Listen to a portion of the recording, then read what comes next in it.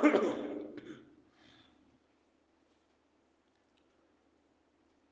الحمد لله والحمد لمن له الملك والملكوت واللاحوت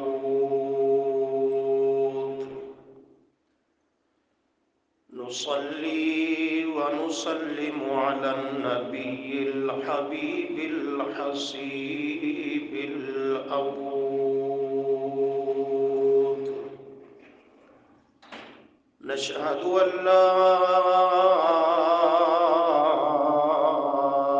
إله إلا الله وحده لا شريك له في الخلق والأمر لا شريك له في العلم والحلم والحكم لا شريك له ولا نظير له ولا مشير له ولا معين له وحده لا مثل له ولا مثال له ولا مثيل له ونشهد أن سيدنا وسندنا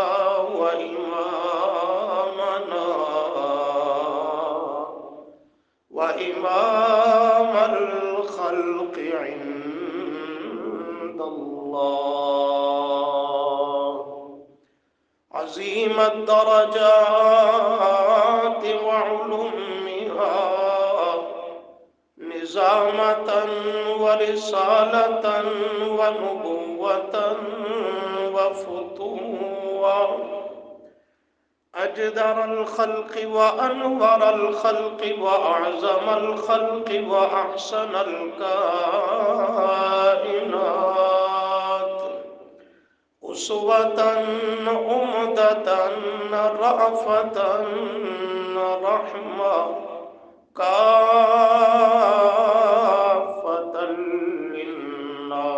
للناس محمدا عبده ورسوله صلى الله عليه وسلم أما بعد فأعوذ بالله من الشيطان الرجيم بسم الله الرحمن الرحيم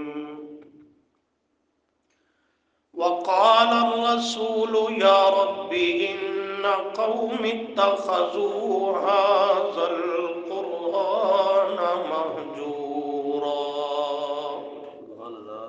سبحان ربك رب العزة عما يصفون وسلام على المرسلين والحمد لله رب العالمين اللهم صل على محمد وعلى آل محمد كما صليت على إبراهيم وعلى آل إبراهيم إنك حميد مجيد اللهم بارك على محمد وعلى آل محمد كما باركت على إبراهيم وعلى آل إبراهيم إنك حميد مجيد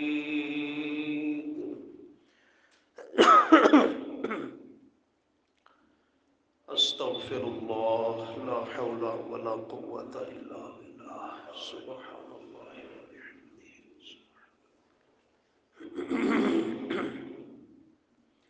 قیامت کے دن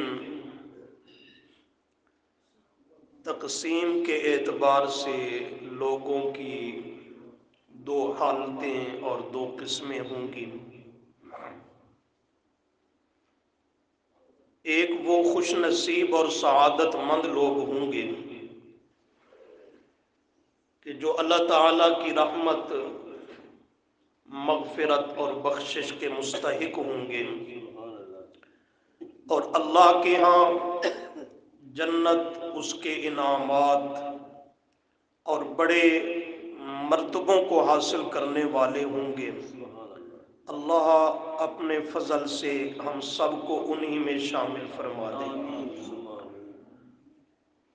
اور دوسرے وہ بدبخت اللہ کی بارگاہ میں نامراد اور ناکام ہونے والے مجرم قسم کے لوگ ہوں گے، جنہیں جہنم کا ایندھن بنا دیا جائے گا۔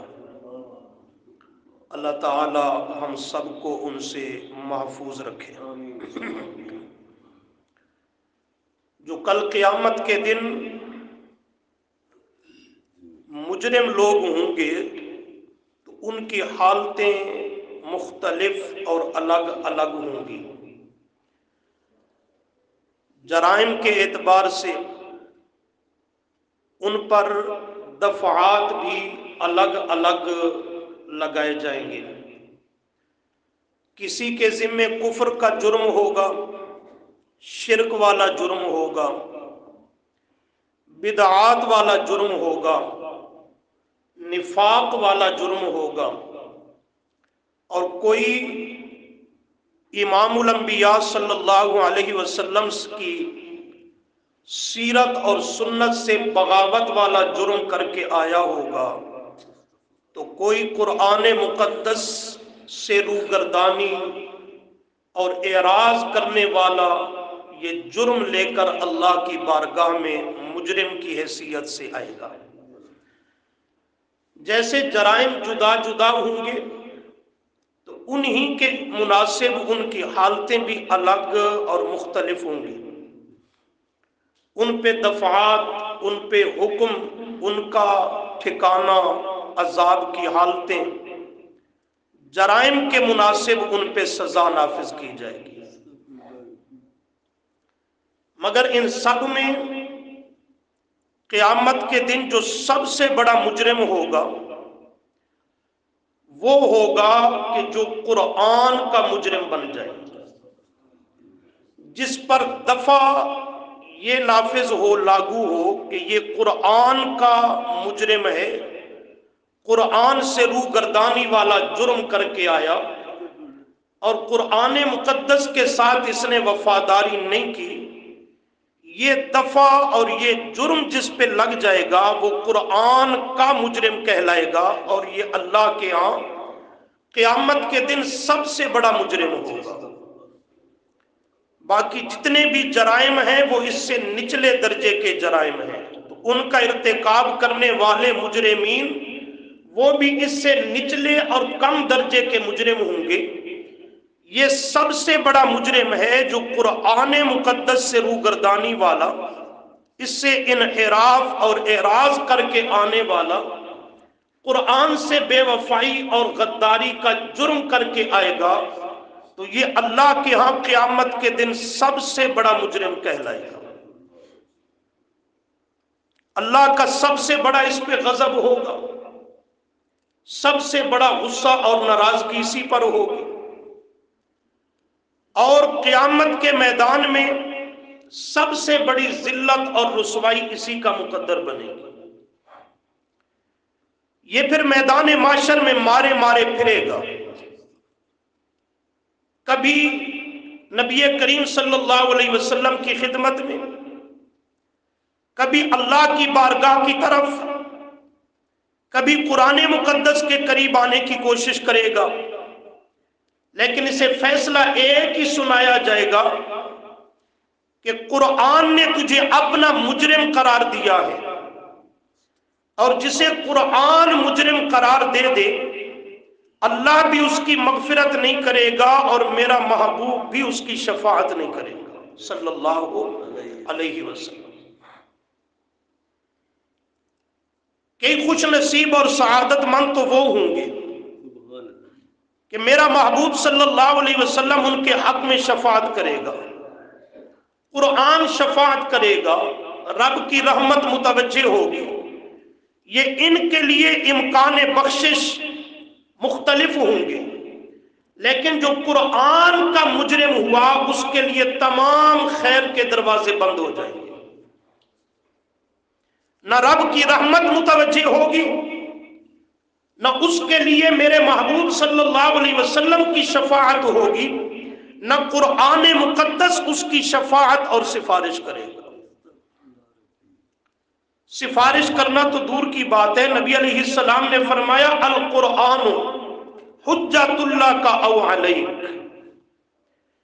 قرآن مقدس اپنے وفاداروں اور ماننے والوں کے حق میں تو حجت، دلیل، برہان ہوگا، اللہ کے ہاں سفارشی بن کے آئے گا کہ یا اللہ اور گناہ خطا ان کے ذمہ ہوں گے، لیکن انہوں نے میرے ساتھ غداری اور بے وفائی نہیں کی، میرے ساتھ ان کا ربط، تعلق اور دوستی وہ سچی تھی، میں قرآن ان کے حق میں شفاعت اور سفارش کرتا ہوں، ان کی نجات اور بخشش کا فیصلہ کر دیجیے۔ اور یہ اللہ کا قانون اور ضابطہ ہے کہ قرآن اور صاحب قرآن پیغمبر خیر الانام رب کے اذن اور مرضی سے جس کی شفاعت کریں گے وہ شفاعت مقبول ہوگی، اس کو رد نہیں کیا جائے گا۔ لیکن اس کے ساتھ جملہ فرمایا او علیک، او علیک، اگر دنیا میں اس کے ساتھ غداری اور بے وفائی کی، اس کو چومتا رہا، چاٹتا رہا، سینے سے لگاتا رہا، بیٹیوں کے جہیزوں میں تو دیتا رہا، قرآن خوانی کی محفلیں سجاتا رہا، ملا اور پیر ہے تو تعویذ لکھ لکھ کر کے قوم کو دیتا رہا، فیسیں اور نذرانے وصول کرتا رہا، لیکن اللہ کے قرآن کو سمجھا بھی نہیں، اس کے مطابق ایمان اور عقیدہ بھی نہیں بنایا، اور اس کا علم رکھنے والا ہے تو قوم کے سامنے اس کو کھول کر بیان بھی نہیں کیا، تو یہ قرآن کا مجرم ہے۔ فرمایا او علیک، اللہ کی عدالت میں قیامت کے دن قرآن اس کے خلاف مقدمہ دائر کرے گا کہ یا اللہ یہ تیری رحمت کے قابل نہیں ہے، یہ نجات اور بخشش کے قابل نہیں ہے، اس لیے کہ میں قرآن کا یہ مجرم ہے، کوئی اللہ کا مجرم ہے، کوئی پیغمبر کی سنت کا باغی پیغمبر کا مجرم ہے، کوئی دین اسلام سے منہ چڑھانے والا دین کا مجرم ہے، اور یہ بدبخت قرآن کا مجرم ہو۔ حالتیں مختلف ہیں تو ان کے حکم بھی جدا جدا ہیں، شناختیں بھی الگ الگ ہیں، تو قرآن او علیک اس کے خلاف بولے گا، اللہ کے سامنے اس کا شکوہ اور شکایت لگائے گا کہ اس نے ہر چیز کو قبول کیا، لیکن یا اللہ میں قرآن اس کے گھر میں سسکیاں بھرتا رہا، اپنی حالت میں آہیں بھرتا رہا، لیکن میری طرف یہ توجہ کرنے کے لیے تیار نہیں تھا۔ ہفتوں پہ ہفتے گزرتے چلے گئے، مہینے پہ مہینہ بیتتا چلا گیا، سال گزر گیا، 2 گزر گئے، مجھ پہ مٹیوں کے اٹ چڑھ گئے، گرد پڑ گئی، کبھی مجھے اٹھا کر صاف کرنے اور جھاڑنے والا بھی کوئی نہیں تھا، تو یہ قرآن اس کے خلاف بولے گا، اور اللہ کی طرف سے فیصلہ یہی ہوگا۔ آج میری عدالت میں جو قرآن کے ساتھ یہ بے وفائی اور غداری کر کے آیا، اور اس پہ آج دفعہ یہی لگ گیا کہ یہ قرآن کا مجرم ہے، اس کے لیے ہر خیر کا در بند کر دیا جائے گا۔ آج جو امت مسلمہ کی بدحالی، مظلومیت اور اس کی یہ تنزلی کا دور اور پستی اور ذلت کا زمانہ آج ہم اپنی آنکھوں سے دیکھ رہے ہیں، صرف وطن عزیز نہیں، پورے روئے زمین پہ جائزہ لے لیجئے، جہاں بھی مسلمان ہے وہ مظلومیت کے سانس بسر کر رہا ہے، اور مظلومیت کی حالت میں یہ اپنی زندگی کے ایام مشکل سے گزار رہا ہے۔ کافر ہر جگہ دندناتا پھرتا ہے، اس پہ مسلط ہو چکا ہے، تمام تر مادی وسائل ذرائع اس پہ قبضہ اور کنٹرول ہے، کفار کا ہے، اور اس کے دین اسلام کی وہ دھجیاں بکھیر رہا ہے، کبھی نبی کریم صلی اللہ علیہ وسلم کی توہین کرتا ہے، حدت کرتا ہے، کبھی قرآن مقدس کی اہانت بے حرمتی کرتا ہے۔ کیوں؟ اسے معلوم ہے مسلمان نام کا مسلمان رہ گیا، نہ اس میں ایمان کی غیرت ہے، نہ دین کی حمیت ہے، نہ قرآن کی عظمت اس کے دل میں موجود ہے۔ یہ ہماری حالت کو دیکھ کر، عملی زندگی کا جائزہ لے کر کفار کو یہ جرأت ہوئی کہ آج قرآن مقدس جیسی مقدس کتاب کی بے حرمتی سر عام کر رہا ہے کہ نہیں کر رہا؟ اور بحیثیت قوم کے اور امت کے، اس امت کے ذمہ جرم یہی ہے، اس نے ہر چیز کو قبول کیا لیکن رب کے قرآن کو قبول نہیں کیا۔ نبی کریم صلی اللہ علیہ وسلم نے اسی حالت کو بیان کرتے ہوئے پیشگی ارشاد فرما دیا تھا، پیشین گوئی دیتے ہوئے فرمایا میری امت پہ زمانہ اور وقت آئے گا، لا یبقى من الاسلام الا اسمہ ولا یبقى من القرآن الا رسمہ، اور فرمایا وَمَسَاجِدُهُمْ عَامِرَةٌ وَهِيَ خَرَابٌ مِّنَ الْهُدَىٰ او کما قال علیہ السلام، فرمایا میری امت پہ زمانہ اور وقت آئے گا کہ لا یبقى من الاسلام الا اسمہ، اسلام نہیں رہے گا مگر صرف اس کا نام رہ جائے گا، صرف دین اسلام کا نام ہوگا، اور اس کا نام لیوا فقط زبان کا مسلمان اور مومن کہلائے گا۔ اسلام کی غیرت، دین کا شعور، اس کی حمیت اور اس کو عملی طور پر اپنی زندگی میں نافذ کرنا اور عمل میں لینا، اس چیز کی قوم میں بالکل دھیان اور فکر ختم ہو جائے گی۔ لا یبقى من الاسلام الا اسمہ، صرف اسلام کا نام رہ جائے گا، اسلام کی حقیقت مسلمان کے دل و دماغ سے، اس کی عملی زندگی سے نکل جائے گی۔ اور فرمایا ولا یبقى من القرآن الا رسمہ، ایک وقت اور زمانہ آئے گا کہ قرآن صرف بطور راہ و رسم کے رہ جائے گا، قرآن کا شعور، اس کا فہم، اس کی تعلیمات پہ عمل کرنا، اس کے قوانین کو تسلیم کرنا، یہ مسلمانوں کی زندگیوں سے نکل جائے گا۔ الا رسمہ، اس کو پڑھا جائے گا، رسمی طور پہ پڑھا جائے گا، اس کو بیان کیا جائے گا، رسمی طور پہ بیان کیا جائے گا، قرآن کی حقیقت مسلمانوں کے دلوں سے مسخ ہو جائے گی۔ اور فرمایا مساجدہم عامرۃ، مسجدیں بڑی عالی شان ہوں گی، بڑی مزینہ اور خوبصورت مساجد بڑی بڑی اس کی بلڈنگیں اور عمارتیں ہوں گی، لیکن وَهِيَ خَرَابٌ مِّنَ الْهُدَىٰ، اس میں ہدایت کا پیغام اور سبق قوم کو نہیں دیا جائے گا۔ منبر و محراب سے تاریخ کو پیش کیا جائے گا، تاریخ کی تاریکی کی طرف قوم کو دھکیلنے کی کوشش کی جائے گی۔ کوئی سیف الملوک کو اٹھا کر بیٹھا ہوگا، کوئی کسی اور نصاب کو اٹھا کر بیٹھا ہوگا، کوئی کسی رنگ میں قصے، کہانیاں، روایتیں، حکایتیں لے کر قوم کے سامنے پیش کر رہا ہوگا۔ اللہ کے گھر میں اللہ کی کتاب کی تعلیمات، ہدایت کا پیغام، کتاب خدا کی پیغام اور تبلیغ یہ ختم ہوتی چلی جائے گی۔ تو آپ صلی اللہ علیہ وسلم نے جو پیشین گوئی تھی، آج ہم اپنے معاشرے میں دیکھتے ہیں تو آپ کی پیشین گوئی 100% پوری ہوتی ہوئی اس دور میں نظر آتی ہے کہ نہیں آتی؟ اسلام صرف نام ہی تو رہ گیا، روح اسلام نہ رہی، قرآن صرف رسمی طور پہ رہ گیا، اس کی اتباع اور اس کی تعلیمات زندگیوں سے خارج ہو چکی ہیں اور نکل چکی ہیں۔ اور مساجد بڑی عالی شان، کروڑوں روپے قوم نے لگا دی، اللہ کا گھر بنایا، لیکن اس میں ہدایت کا پیغام خال خال نظر آتا ہے۔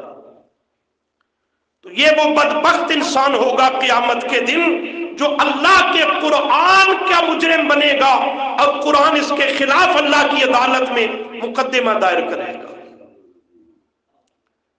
آج بحیثیت قوم کے ہمارے ذمہ یہی جرم ہے کہ اللہ کی کتاب سے اس قوم نے وفا نہیں کی۔ نبی کریم صلی اللہ علیہ وسلم کے مد مقابل مشرکین عرب نے یہی قصور اور جرم کیا تھا، جو آج مسلمان عملی طور پہ وہی جرم دہرا رہا ہے۔ مشرکین عرب کی حالتیں مختلف تھیں۔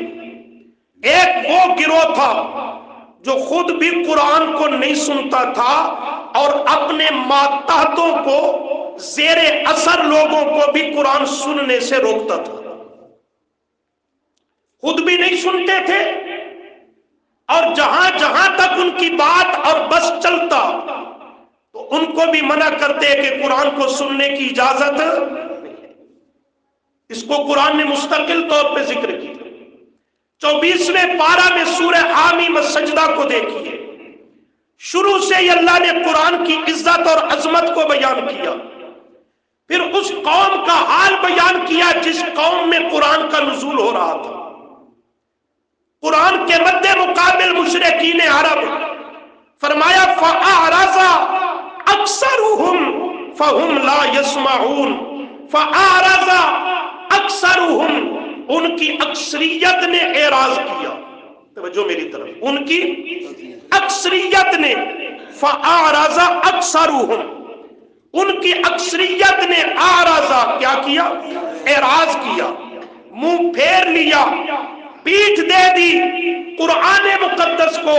فَهُمْ لَا يَسْمَعُونَ، وہ سننے کے لیے بھی قرآن کو تیار نہیں ہوئے۔ قرآن سننے کا زحمت بھی اٹھانے کے لیے وہ تیار نہ ہوئے، سننا بھی گوارا نہیں کیا۔ جب سنیں گے ہی نہیں، ہدایت کہاں سے آئے گی؟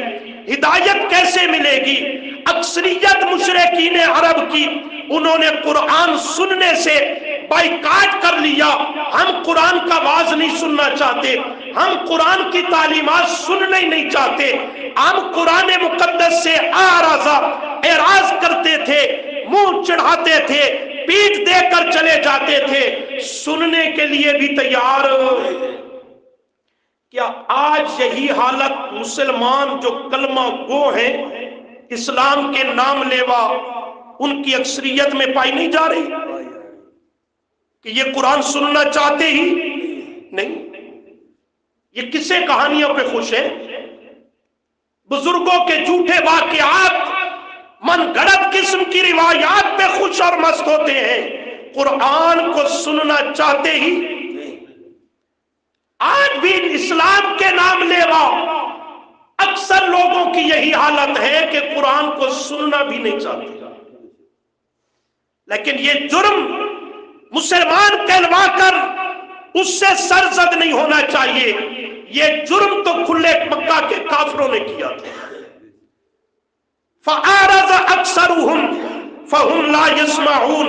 اب تھوڑا سا اسی صورت میں آگے چل کر دیکھیے، فرمایا وَقَالَ الَّذِينَ كَفَرُوا، اور کہا کافروں نے، لَا تَسْمَعُوا لِهَذَا الْقُرْآنِ، اپنے ماتحتوں کو، زیر اثر لوگوں کو، نچلے طبقے کو، لا تسمعوا لهذا القرآن، اس قرآن کو سننا نہیں۔ خود سنتے نہیں تھے، دوسروں کو سننے دیتے نہیں تھے۔ لا تسمعوا، اس کو سننا نہیں۔ سنو گے کہیں اثر نہ کرنے لگ جائے، سنو گے کہیں اس کا مسئلہ سمجھ نہ آ جائے، سنو گے کہیں اس کی ہدایت کو قبول نہ کر بیٹھو، اس لیے سرے سے لا تسمعوا لہذا القرآن، اس کو سننا بھی نہیں تم نے، اس سے دور اور علیحدہ رہنا ہے۔ وَالْغَوْ فِيهِ لَعَلَّكُمْ تَغْلِبُونَ، اگر کہیں پھنس جاؤ قرآن کی محفل میں، درس قرآن کی مجلس میں، قرآن کی واعظ و نصیحت کے ماحول میں، تو پھر وہاں وَالْغَوْ فِيهِ، شور و غل کیا کرو، شور مچایا کرو، لَعَلَّكُمْ تَغْلِبُونَ، تاکہ قرآن کی آواز پر تمہاری آوازیں غالب آ جائیں۔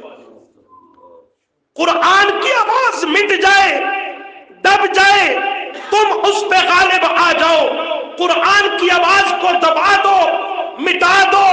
یہ مشرکین عرب کی حالت قرآن بیان کرتا ہے۔ ذرا آج اپنے معاشرے میں اتر کے دیکھ، اسلام کے نام لیوا، اسلام کے ذمہ داران، علماء سو، پیران سو، ان کا وہی وتیرہ ہے قرآن مقدس کے ساتھ جو مکہ کے ابو جہل اور اس کی پارٹی کا وتیرہ ہوا کرتا تھا۔ یہ بھی روکتا ہے کہ نہیں روکتا قرآن سے؟ یہ بھی کہتا ہے درس قرآن میں نہ جایا کرو۔ پتہ ہے نا وہ اندر دل بینا ہو جائے گا۔ جب دل کی آنکھیں مل گئیں، یہ منور اور معطر ہو گیا تو اس کو سیاہ سفید میں فرق نظر آنا لگے گا، خوشبو و بدبو میں تمیز کرنے لگے گا، سچ اور جھوٹ میں، حق و باطل میں، عالم ربانی اور شیطان کے چیلے میں یہ فرق کرنے لگے گا۔ پھر یہ میرے کام اور کھاتے کا نہیں رہے گا۔ تبھی تو روکتا ہے لا تسمعوا لهذا القرآن، قرآن کے قریب نہ جاؤ۔ کبھی کہے گا اس سے نفرت پھیلتی ہے، کبھی کہے گا دوریاں پھیلتی ہے، کبھی کہے گا امت میں توڑ قرآن سے پیدا ہوتا ہے، جھگڑا پیدا ہوتا ہے، اختلافات پیدا ہوتے ہیں۔ یہ کفریہ کلمات دقیانوسی ذہن قوم کو دینا چاہتا ہے ایک سوچی سمجھی سازش اور منصوبے کے تحت، اور وہ یہی ہے کہ قوم کو اللہ کے قرآن سے دور اور غافل کر دیا جائے۔ لا تسمعوا لهذا القرآن۔ اور دوسرا کیا تعلیم دی انہوں نے؟ وَالْغَوْا فِيهِ لَعَلَّكُمْ تَغْلِبُونَ۔ آج تقریر نہیں، تھوڑی سی آپ کی تربیت ہو رہی ہے، اس لیے توجہ میری طرف رکھیں، تقریر کا مزاج چھوڑ کے۔ وَالْغَوْا فِيهِ لَعَلَّكُمْ تَغْلِبُونَ۔ قرآن کو اپنے شور و غوغا کے ذریعے، مختلف ہتھ کنڈوں کے ذریعے، چالوں اور مکر فریب کے ذریعے خود غالب آ جاؤ اور قرآن کو دبا دو، اس کی تعلیمات کو دبا دو، قرآن مقدس کو اور اس کی آواز کو روک دو۔ آج بھی مختلف منصوبے اور ہتھ کنڈے استعمال کیے جاتے ہیں، قرآن کی آواز کو روک دینا چاہیے، دبا دینا چاہیے، قرآن کی تعلیمات کو بند کر دینا چاہیے، اور تاریخی روایات، حکایات، جھوٹ، کذب بیانی، اس کو شور و غوغا کر کے جا بجا بیان کرتے ہیں کہ قوم دین کا ماخذ اس دجل اور فریب کو سمجھ لے اور کتاب خدا قرآن مقدس کی طرح متوجہ نہ ہو کہ وہ دب جائے، تاریخ کی تاریکی اس پہ غالب آ جائے، قرآن کی آواز دب جائے، راویوں اور روایتوں کی بات غالب ہو جائے، قرآن کی آواز دب جائے، باب بزرگوں کی عظمت اس سے بلند و برتر ہو جائے۔ آج بھی مختلف طریقوں سے قرآن کو بحیثیت قوم کے دبایا جا رہا ہے، قرآن مقدس کی تعلیمات کو روکنے کی سازش کی جا رہی ہے۔ تو یہ پہلا جرم تھا قرآن کے مجرموں کا، قرآن خود بھی نہیں سنتے تھے اور دوسروں کو سننے دیتے بھی نہیں تھے۔ نبی علیہ السلام کے زمانہ میں یہ جرم کھلے کافروں نے کیا، اور آج کے دور میں کلمہ گو کافر یہ جرم کا ارتکاب کر رہا ہے۔ کلمہ گو مسلمان نہیں، کلمہ گو کافر، یہ وہی جرم کر رہا ہے۔ یہ پہلی حالت کو قرآن نے ذکر کیا، اور دوسری حالت فرمایا بعض وہ تھے جو قرآن کو سنتے تو تھے لیکن سن کر کے میرے پیغمبر صلی اللہ علیہ وسلم سے جدال، تکرار، اختلاف کیا کرتے تھے۔ سورہ یونس میں اس کو اللہ نے دوسری حالت کو ذکر کیا، وَإِذَا تُتْلَى عَلَيْهِمْ آيَاتُنَا بَيِّنَاتٍ قال الذین لا یرجون لقاءنا۔ میرے محبوب صلی اللہ علیہ وسلم جب آپ قرآن کو بیان کرتے ہیں اور ان لوگوں کے سامنے جو لوگ لا یرجون، رجا کے دو معنی ہوتے ہیں، ایک ہماری ملاقات کا وہ خوف نہیں رکھتے، رجا بے معنی خوف، ہماری قیامت کے دن کی ملاقات کا ان کے دلوں میں ڈر، خوف موجود نہیں ہے، آخرت سے غافل اور بے فکر ہے، اور دوسرا رجا کا معنی امید، قیامت کے دن رب کی ملاقات کی انہیں امید، یعنی عقیدہ ہی نہیں، آخرت کے سرے سے منکر ہیں۔ یہ لوگ جب قرآن سنتے ہیں، اور قرآن بھی کون سا، الآیات البینات، فضائل والی آیتیں نہیں، مسائل والی آیتیں نہیں، یہ ذیلی مسائل، بلکہ آیات البینات، کھلی توحید والی آیتیں، واضح واضح رب کی توحید کو بیان کرنے والی آیتیں جب یہ سنتے ہیں تو سن کر کے برداشت نہ کرتے ہوئے، قرآن کریم کی کاری ضربوں کو نہ سہتے ہوئے، نبی علیہ السلام سے جدال اور تکرار کرتے ہیں۔ کیا کہتے ہیں؟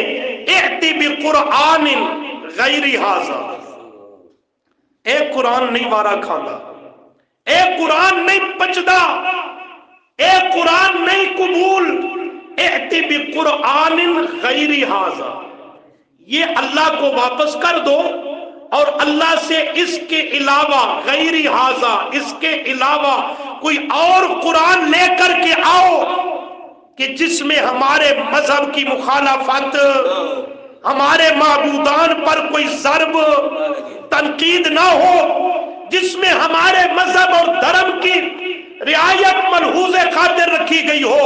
اِأْتِ بِقُرْآنٍ غَيْرِ ھذا، یہ قرآن ہمیں قبول نہیں ہے۔ یہ تو کہتا ہے رب کے سوا کوئی کائنات کی زندہ یا مردہ، کوئی عرشی یا فرشی، کوئی نوری یا ناری، کوئی لیلی نہاری، کوئی کائنات کا جن فرشتہ، وہ رب کے سوا عبادت کے لائق، بول، عبادت کے لائق، رکوع سجدے طواف کے لائق، نظر و نیاز منت منوتی کے لائق، رب کے سوا کوئی کائنات کی ہستی، ما فوق الاسباب جاننے والی، بغیر اسباب کے سننے والی، دیکھنے والی، ایک ذرے اور تنکے پر بھی اسباب سے ماورا ہو کر کائنات کی کسی ہستی کا ذرے پر ذرہ برابر بھی اختیار چل سکتا نہیں، اور کائنات کی کوئی ہستی رب کے سوا سور و پکار کے قابل نہیں۔ یہ قرآن یہ ضربے لگاتا ہے، ہمیں برداشت اور قبول نہیں ہے، اس لیے اِأْتِ بِقُرْآنٍ غَيْرِ ھذا، یہ رب کو واپس کر دو، اس کے علاوہ کوئی قرآن رب عطا کرے جو ہمارے مذہب کی مخالفت نہ کرے، اس کو ہم قبول کر لیں گے، یوں آپ کے ساتھ ہمارا اتحاد اور اتفاق ہو جائے گا۔ اگر اسے واپس نہیں کر سکتے تو او بدلو، اسی میں کچھ نہ کچھ تبدیلی کر لو، اسی میں کچھ نہ کچھ گڑبڑ کر لو، جو آیات ہیں توحید سے بھری اور پر، ان کو نکال دو، شرک پہ رد کر رہی ہے ان آیات کو نکال دو، اسی میں کمی بیشی کر لو۔ نبی علیہ السلام یہ سن رہے ہیں اور ابھی ان کا یہ کہنا مکمل نہیں ہوا کہ رب نے قرآن مقدس کے اندر یہ سورہ یونس 11واں پارہ پڑھ رہا ہوں، اللہ نے جواب نازل کر دیا، میرے محبوب قل، ان سے جواباً فرمائیے ذرا، صلی اللہ، ذرا محبت سے کہو صلی اللہ علیہ وسلم، ان سے فرمائیے ما یکون لی ان اقول ما لیس لی بحق، ما یکون لی ان ابدلہ من تلقاء نفسی، ما یکونو، یہ میری اتھارٹی نہیں، یہ میرا منصب نہیں، یہ میرے بس اور اختیار کی بات نہیں، یہ میرے لیے ممکن نہیں، ان ابدلہ کہ قرآن کو میں بدل دوں، جب بدل نہیں سکتا تو واپس بطریق اولا نہیں کر سکتا، واپس بطریق اولا ممکن نہیں کہ کر سکوں،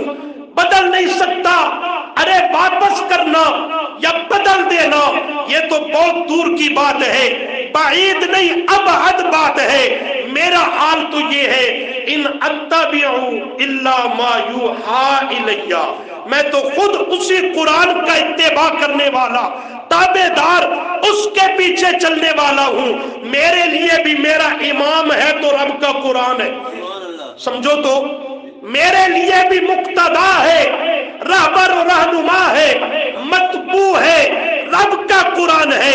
मैं खुद उसके पीछे चलता हूं, मैं खुद उसकी इत्तेबा करता हूं, मैं खुद उससे रहनुमाई हासिल करता हूं। जब खुद उसकी इत्तेबा करने वाला हूं तो इसको वापस कराना या बदलना ये मेरे से मुमकिन नहीं है। अल्लाह ने मुझे पाबंद कर दिया, मेरे पैगंबर कुरान आगे चलेगा। है तवज्जो आपकी?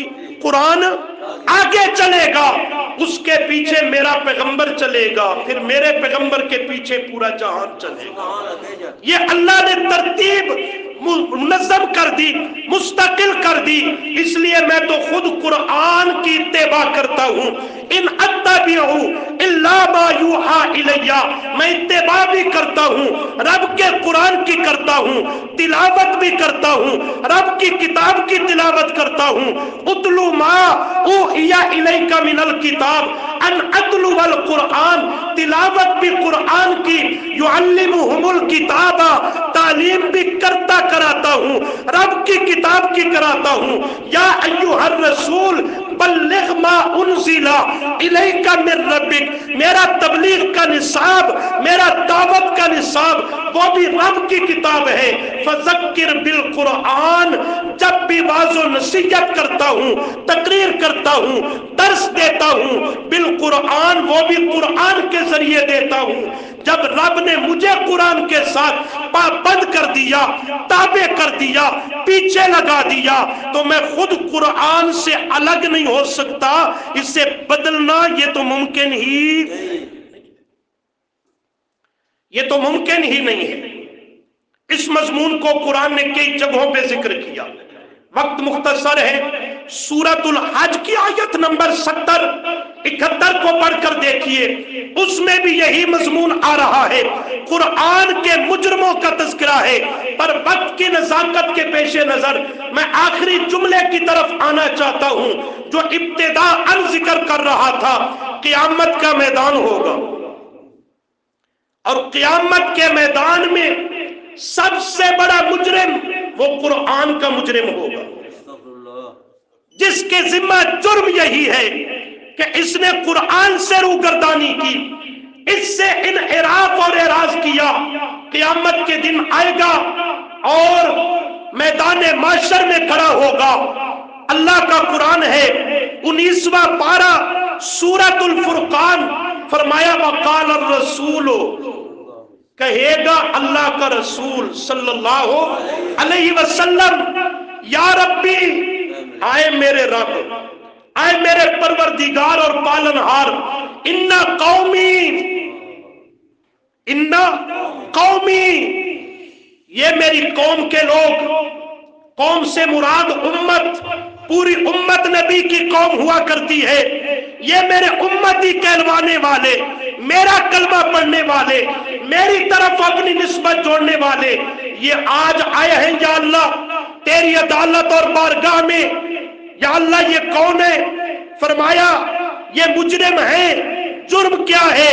फरमाया इन्ना कौमी, ये वो मेरी कौम और उम्मत के अफराद हैं जिन्होंने इत्तखज़ू हाज़ल कुरान महजूरा, महजूरन का माना मतरूकन, इन्होंने कुरान को तर्क कर दिया था, कुरान को पसे पुश्त डाला।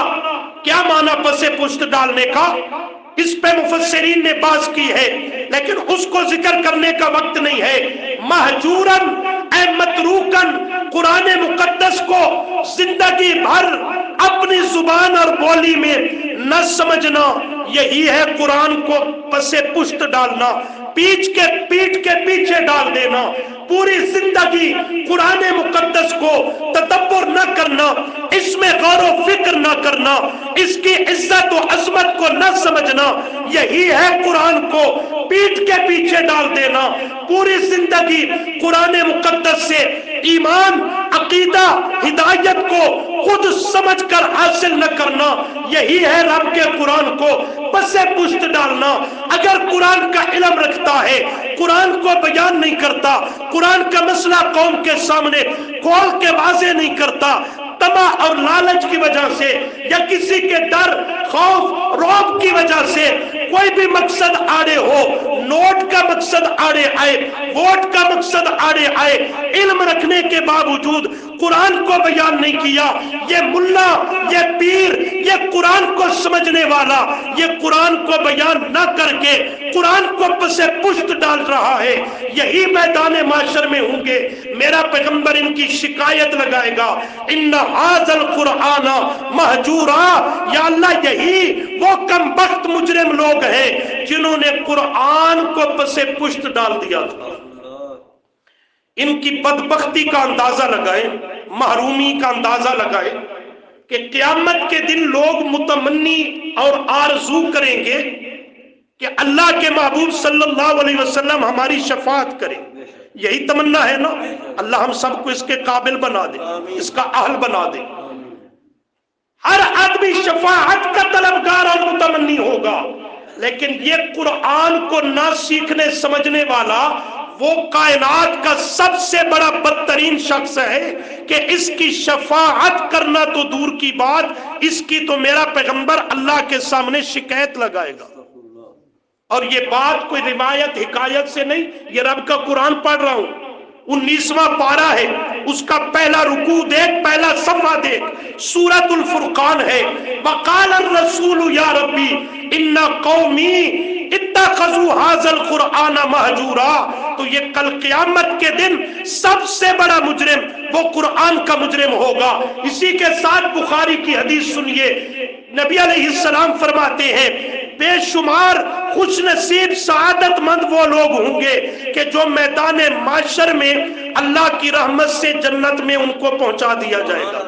اللہ ہم سب کو ان میں شامل فرما دے۔ بعض وہ خوش نصیب ہوں گے کہ جنہیں میرے شفاعت بالاذن کے ذریعے رب ان کی بھی نجات اور بخشش کر دے گا۔ بعض وہ ہوں گے کہ جنہیں جہنم میں ڈال دیا جائے گا۔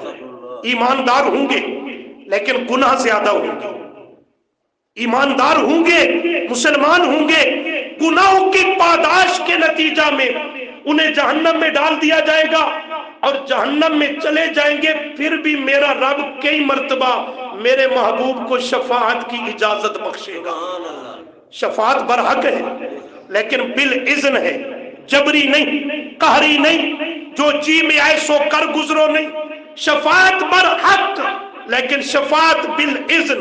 بالاذن کا معنی اللہ جس کی شفاعت کرنے کا اذن اور اجازت پیغمبر کو دیں گے، شفاعت بھی اللہ کی اجازت سے ہوگی، ہوگی بھی اسی کے متعلق جس کے بارے میں اجازت دی جائے گی۔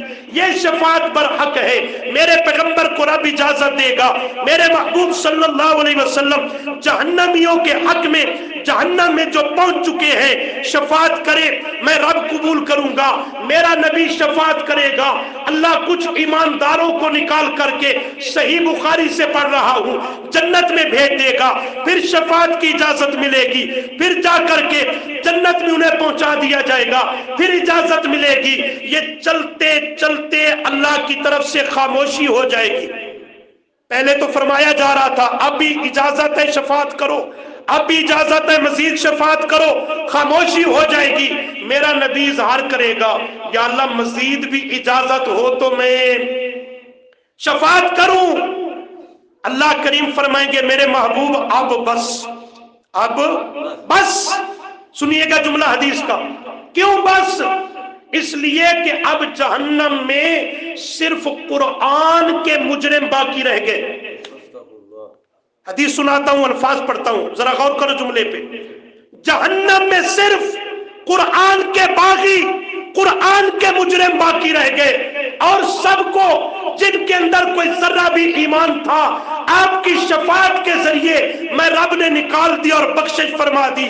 صرف وہی بچ گئے جن کے ذمہ جرم یہ ہے، دفعہ یہ ہے کہ انہوں نے زندگی کے اندر 70 سال 80 سال 90 سال عمر پائی، لیکن زندگی بھر ایک مرتبہ بھی قرآن کو سیکھا اور سمجھا، اس کی درس اور تعلیمات کو حاصل نہیں کیا، قرآن مقدس کو عمل زندگی میں نافذ نہیں کیا، اس سے عبرت نصیحت نہیں پکڑی، اس کو ایک اضافی اور خارجی کام سمجھا، یہ تو کام ہی نکمے لوگوں کا ہے، فضول لوگوں کا ہے، قرآن کے مسائل لے کر کے بیٹھے ہیں، درس قرآن کا اہتمام ہے، تم اللہ اللہ کرتے رہو، نماز پڑھتے رہو، ذکر اذکار صدقہ خیرات کرتے رہو، عمل عبادت پہ زور دو، بھلا قرآن کا سیکھنا اور سمجھنا یہ بھی کوئی دین میں ضروری ہے، یہ سارے کام کرتے رہے لیکن نماز روزہ عمل عبادت ذکر فکر سب ان کے منہ پہ مار دیا جائے گا،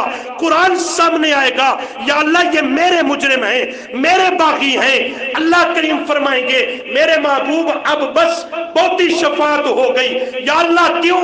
فرمایا ما باقیہ فی جہنم الا من حبسہ القرآن، ما باقیہ فی جہنم الا من حبسہ القرآن، اب جہنم میں صرف قرآن کے مجرم باقی رہ گئے، اور حبسہ القرآن کا معنی ہے قرآن صرف جہنم میں وہی باقی رہ گئے جن کو قرآن جہنم سے نہیں نکلنے دیتا، الا من حبسہ القرآن کا صحیح معنی یہی ہے، جہنم میں صرف وہی باقی ہے جن کو قرآن جہنم سے نکلنے نہیں دیتا، ان کے حق میں شفاعت اور سفارش کرنے نہیں دیتا، قرآن کے یہ مجرم ہیں وہ ابدی جہنمی ہیں، ہمیشہ ہمیشہ وہ جہنم میں رہیں گے، ہمیشہ ہمیشہ جہنم میں رہیں گے۔ اس لیے میرا دوست عرض یہ کر رہا تھا، آج جو کافر کو قرآن کی بے حرمتی توہین حدت کرنے کی جرت ہوئی ہے، اس میں کردار ہمارا شامل ہے، اس میں گفتار ہماری شامل ہے، اس میں ہماری دین اسلام اور قرآن سے روگردانی کرنی شامل ہے، وگرنہ کافر کو کبھی یہ جرت نہ ہوتی، کافر فراز کا ہو، کسی اور ملک کا ہو، یہودیت کی شکل میں ہو، عیسائیت کی شکل میں ہو، یا کسی اور صورت میں ہو، آج قرآن کی اعلانیہ برملا سر عام بار کر اس کے اوراق کو پاؤں کے نیچے روند رہا ہے، اس کے نیچے اس کو دبا رہا ہے، سر عام میں حرمتی کر رہا ہے، اس کو یہ جرت کیوں ہوئی؟ اس میں کردار میرا اور آپ کا شامل ہے۔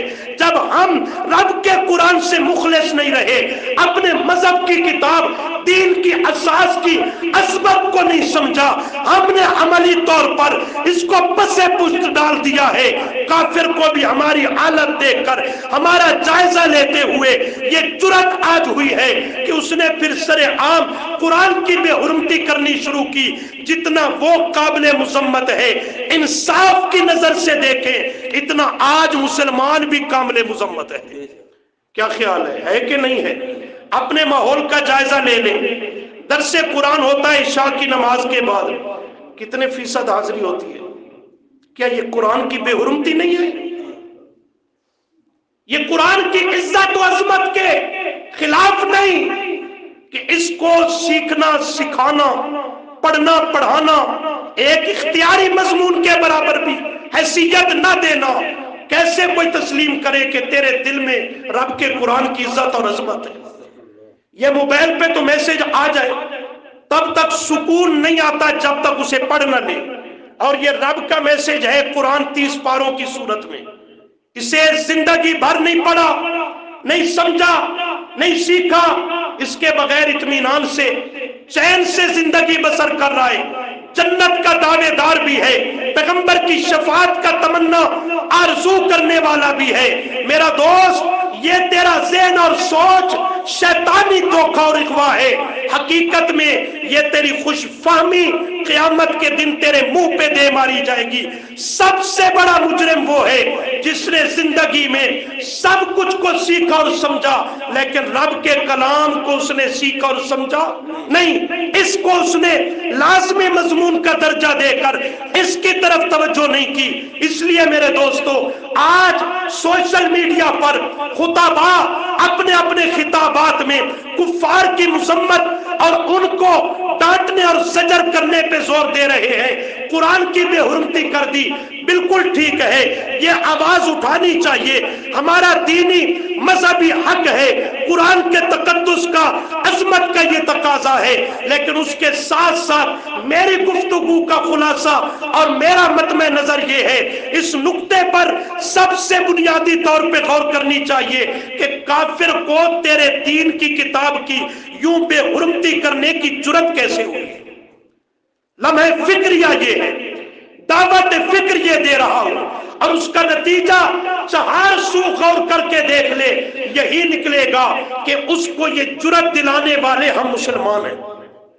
اگر ہم قرآن کی غیرت، اس کی عظمت، اس کا تقدس صحیح معنوں میں دل میں رکھ کر اس کو سیکھتے سمجھتے، اپنی عملی زندگی میں اس کی تعلیمات کو نافذ کرتے، تو دنیا کائنات کے کسی دور اور زمانے کے کافر کو یہ جرت نہ تھی کہ وہ رب کے قرآن کی طرف میلی نگاہ اٹھا کے دیکھے۔ تو ہمیں اپنا محاسبہ بھی ساتھ ساتھ کرنا چاہیے اور اپنی اداؤں پہ نظر ڈالنی چاہیے اور اللہ کے قرآن کی طرف رجوع کرنا چاہیے، وگرنہ یہ انسان کل قیامت کے دن جہنمیوں میں، مجرموں میں سب سے بڑا مجرم ہے۔ قرآن بھی جس کے خلاف بولے گا، صاحب قرآن پیغمبر بھی جس کے خلاف بولے گا، اور اس کے لیے ہر خیر اور رحمت کا در بند کر دیا جائے گا۔ کوشش یہی کر، چھوٹے موٹے بحیثیت انسان ہونے کے گناہ خطا یہ ہوتے رہیں گے، یہ انسان ہونے کے ناطے انسان سے غلطیاں سرزد ہوں گی، لیکن کم از کم قرآن کا مجرم نہ بن۔ اتنی اپنی زندگی کی فکر کر لے، پھر آخرت انشاءاللہ کامیاب ہے۔ اللہ ہم سب کو عمل کی توفیق عطا فرمائے۔